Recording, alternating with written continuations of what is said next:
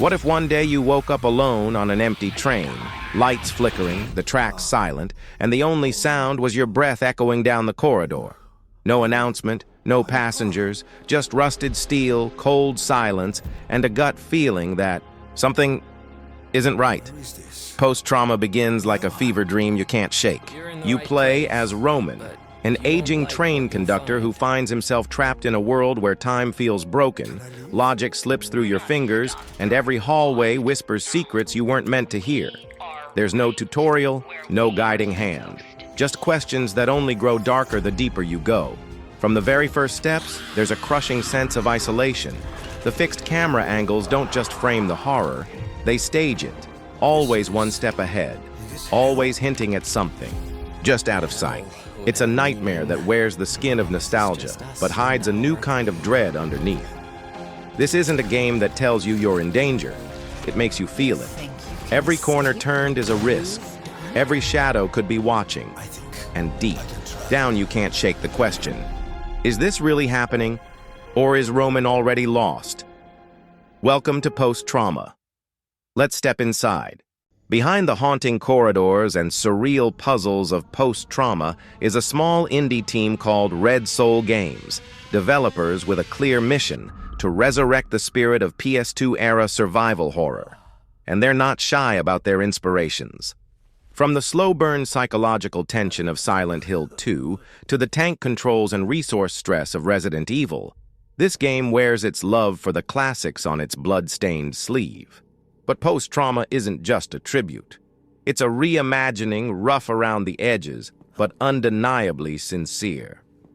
You step into the worn shoes of Roman, a tired, aging man whose ordinary life as a train conductor takes a terrifying detour.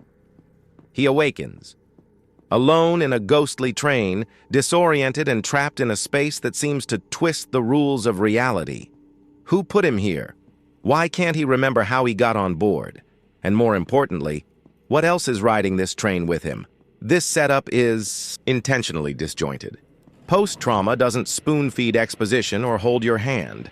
Instead, it throws you into the unknown and lets the dread set in naturally. Roman isn't a soldier or a chosen one. He's just a man, vulnerable and scared, grasping for sanity, in a world that's rapidly unraveling around him. And that's where the horror really begins. From the moment Roman steps off the ghost train and into the decaying world beyond, post-trauma envelops you in dread, like a heavy fog.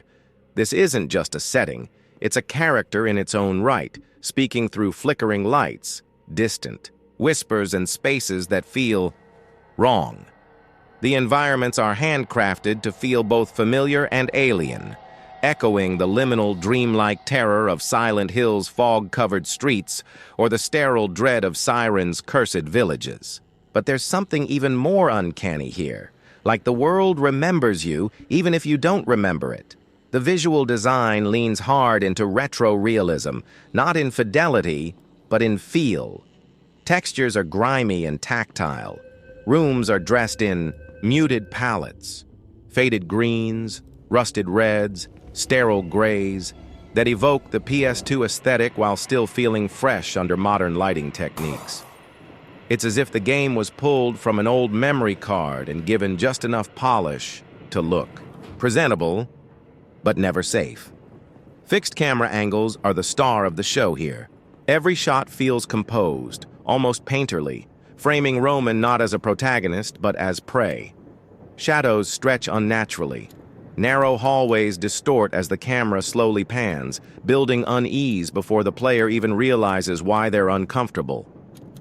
It's not just nostalgia, it's visual storytelling that leverages what's not shown to build fear. The world of post-trauma doesn't scream. It whispers, lingers, and unsettles. It's not about jump scares. It's about the slow, creeping realization that something is deeply, cosmically wrong, and you're already in too deep to turn back. Beneath post-trauma's chilling aesthetic lies a gameplay core that's just as intentionally vintage, sometimes to its benefit, other times to its frustration. The game leans heavily into survival horror staples, fixed camera angles, manual save points, resource scarcity, and a firm commitment to making the player feel unprepared at all times. But it's the puzzles where post-trauma really shows its hand. Early on, you're solving basic lock combinations and scanning cryptic graffiti, but soon the logic gets murky. You might need to use a loose wire to fish out a keycard behind a barred window, then plug that keycard into a machine that rattles it loose through vibrations, only to find out that starts another puzzle chain. It feels like a love letter to the era of scribbling notes on paper next to your keyboard, but also like a reminder of how obtuse old games could be. These puzzles swing wildly between satisfying and maddening. Some feel clever, encouraging lateral thinking. Others veer into point-and-click territory with leaps in logic that break immersion.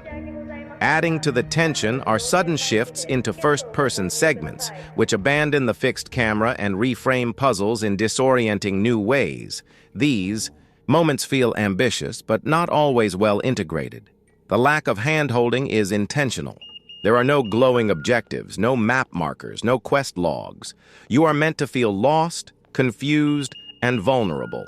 And while this creates an oppressive, immersive vibe, it also risks alienating players who aren't ready to meet the game on its own terms. Like the nightmares it mimics, post-trauma doesn't explain itself. It just asks, how far are you willing to go to find the way out? Combat in post-trauma isn't designed to make you feel powerful. It's there to make you feel desperate. Every swing, every shot, every decision to fight or flee is a calculated risk. From the very start, Roman is not a fighter. He's not Leon Kennedy. He's not even Harry Mason. He's just a tired old man with a makeshift weapon, trembling hands, and the unfortunate task of surviving something he doesn't understand. You'll start with melee, a blunt pipe, perhaps, or another piece of metal ripped from the environment. Attacks are slow and clumsy, the animations just awkward enough to sell the panic. Later on, firearms do come into play, but they're no comfort blanket. Ammo is painfully scarce. Enemies take more shots than you expect, and the fixed camera often sabotages your line of sight. You're constantly unsure if you hit, missed, or simply annoyed the thing creeping toward you. But that's the point. Post-trauma isn't an action game. It's about tension, resource management, and that nagging dread every time you round a corner with low health. You're forced to decide, is this fight worth it? Or should you just make a mad dash and pray the next room offers salvation? Combat is rarely fair, and it's not meant to be. The enemies are strange, inhuman, and seemingly invincible at times. They don't just hurt you physically, they sap your mental energy. Survival here isn't just about dodging attacks, it's about enduring emotionally and mechanically. And in that way, post-trauma captures something most horror games forget. Fear doesn't come from what you can fight. It comes from what you shouldn't. Post-trauma is a game of striking contrasts, a beautiful nightmare stitched together from pieces of classic survival horror, where the brilliance and the blemishes sit side by side. At its best, it feels like a lost relic from the golden age of horror gaming, rediscovered and reborn. At its worst, it feels like that relic might have needed a few more months in the crypt before being unearthed. Let's start with what works. The atmosphere is almost flawless. The use of fixed cameras is masterful, not just for nostalgia, but as a tool for unease and control. The sound design, too, is deeply effective. Every metallic creak, distant thump, or static hum feeds into the dread.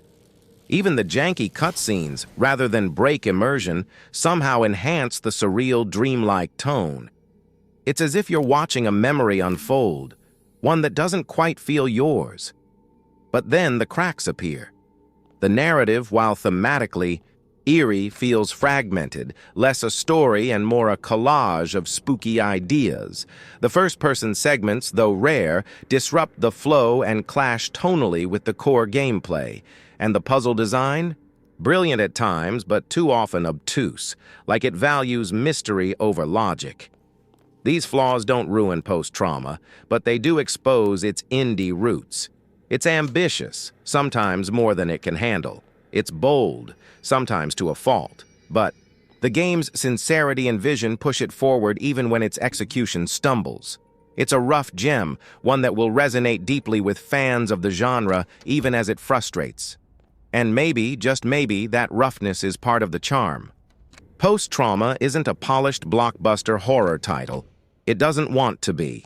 What it is, though, is a passion project, deeply rooted in the legacy of games that made horror gaming iconic. It's not trying to reinvent the genre, it's here to remind you why you fell in love with it in the first place. The dread of walking into a room with no clue what's waiting, the anxiety of saving your last bullet, the eerie silence that says more than any jump scare ever could. This game is an experience built on mood, isolation, and tension, not convenience. And that's going to be a double-edged sword for players. If you're someone who craves structure, clarity, and fluid modern mechanics, Post-Trauma might test your patience. But if you're the kind of player who misses scribbling puzzle notes in the margins of a notebook, who wants to feel lost, vulnerable, and watched, this is a game that will speak to you on a deeper level. It's imperfect, yes. Sometimes frustrating, occasionally beautiful, always unsettling. And in that messy, ambitious balance, Post-Trauma carves out a space for itself in the modern horror scene. It may not be for everyone, but for those who get it, it's unforgettable. So, tell me, what was your first horror game that made you afraid to open the next door? Drop your stories below. Let's get haunted together.